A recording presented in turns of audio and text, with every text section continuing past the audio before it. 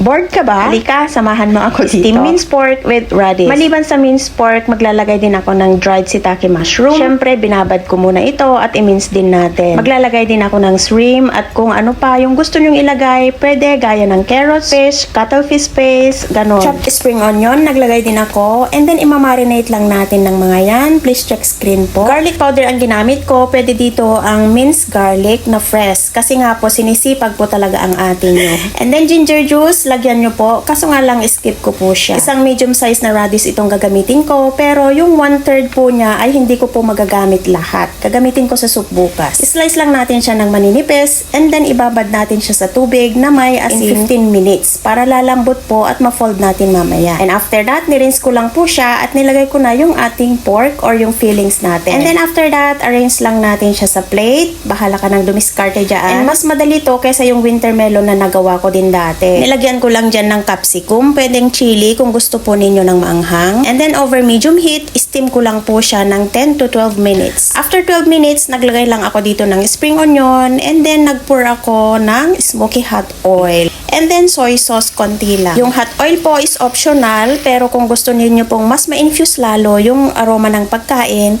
and then lalagyan po natin. And then serve, follow for more.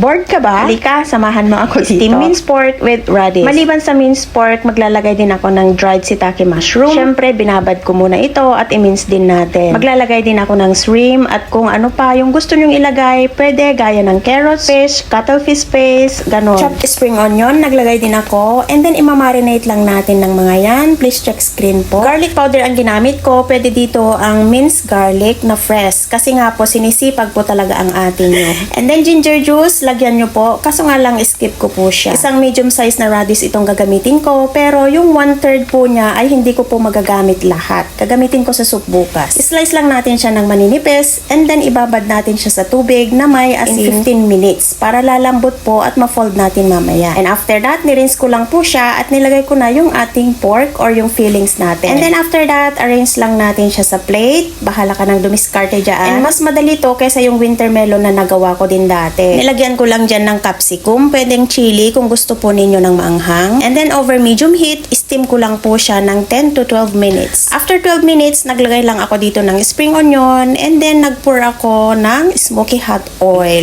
And then soy sauce konti lang. Yung hot oil po is optional pero kung gusto niyo pong mas ma-infuse lalo yung aroma ng pagkain and then lalagyan po natin. And then serve, follow for more. Bored ka ba? Halika, samahan mo ako dito. Steamed minced pork with radish. Maliban sa minced pork, maglalagay din ako ng dried shiitake mushroom.